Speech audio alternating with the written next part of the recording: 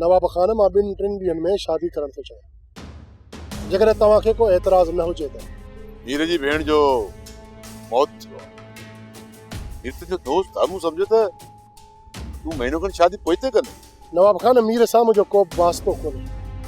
नई वरी मीर जूं मुंहिंजे मथां के चङाई थियल आहे जो मां उन मीर जे करे पंहिंजी शादीअ खे पोइ ते हटाए छॾिया। जेकॾहिं तव्हां तयारु आहियो त मूंखे कहिड़ो एतिराज़, भले वञी तयारी कयो। नवाब खान सुभाणे रस्मी तौर 2 ॾींहं कुंवार खे वनवाह में विहारींदासीं, उन खां पोइ निकाह करे ईंदुसि। तव्हां शादी सादगी में करण था चाहियो या राग रूप बि कंदव? नवाब खान इहो अञा सोचियो न आहे। पहिरियां कुंवार खे वनवाह में विहारी, उन खां पोइ संगत सां सलाह कई, जेका संगत जी सलाह। जेकॾहिं शादी करण चाहियो था त पोइ बाक़ाइदा धाम धूम सां कयो, सादगी छा जी? नवाब खान वॾियूं ख़ुशियूं असांखे रास कोन ईंदी। जॾहिं मां तव्हां सां गॾु आहियां त पोइ तव्हां ख़ुशियुनि मल्हाइण खां लवायो छो था, लारायो छो था? मां लहरायां कोन को नवाब खान, तव्हांखे चयुमि न, जेका संगत जी सलाह हूंदी उहो ई कंदासीं। ठीकु आहे मूंसां, जेकी तव्हांजी मर्ज़ी, मुंहिंजी तव्हांखे इजाज़त।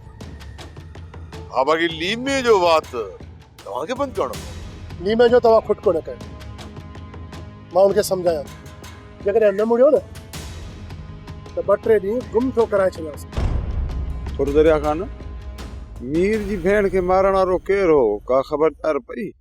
चाचा इहा ख़बर न आहे, पर इन ॻाल्हि जी पक आहे त नवाब खान खां सवाइ ॿियो केरु थी सघे थो।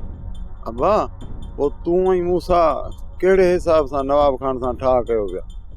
चाचा ॻाल्हि ॿुधो, अगरि जे नवाब खान खां हथ न मिलायूं हा त इहे असांजे मथां कूड़ा केस कीअं ख़तमु थियनि? अब्बा दरिया खान, हाणे छा था सम्झो भला? नवाब खान सां हथ मिलाइण खां पोइ हू तव्हां लाइ को मसइलो पैदा न कंदो? चाचा जॾहिं असां नवाब खान खे इहो मौक़ो ॾिनो त हू असांजे लाइ ज़रूरु मसइला खड़ा कंदो, पर चाचा उन खां पहिरियां असां नवाब खान जो बिलो करे छॾींदासीं। पर दरिया खान, इन जो मक़सदु त तव्हां नवाब खान सां हथ मिलायो, इन जे करे आहे जीअं वेझा वञी हुनखे ख़तमु करे सघो। जी चाचा, असांजो बि इरादो इहो ई आहे। पोइ ॾिसूं था त इन ॻाल्हि में असां केतिरो कामयाब था वञूं। पर दरिया खान, नवाब खान बि पुराणो पापी आहे, हुनखे इहो अंदाज़ो हूंदो, हू तव्हां तरफ़ां एतिरो लापरवाह कोन थींदो। हा चाचा, नवाब खान बि बेख़बरो कोन रहंदो, पर असांखे पक्को कमु करे पोइ नवाब खान में हथ विझणो पवंदो। सोप सीरियल तकरार तमाम एपिसोड ॾिसो हाणे HD क्वालिटी में। विजिट कयो असांजो YouTube channel Sindh TV HD drama. Subscribe कयो असांजो official YouTube channel Sindh TV HD drama ऐं वधीक अपडेट लाइ बेल आइकन खे क्लिक करियो।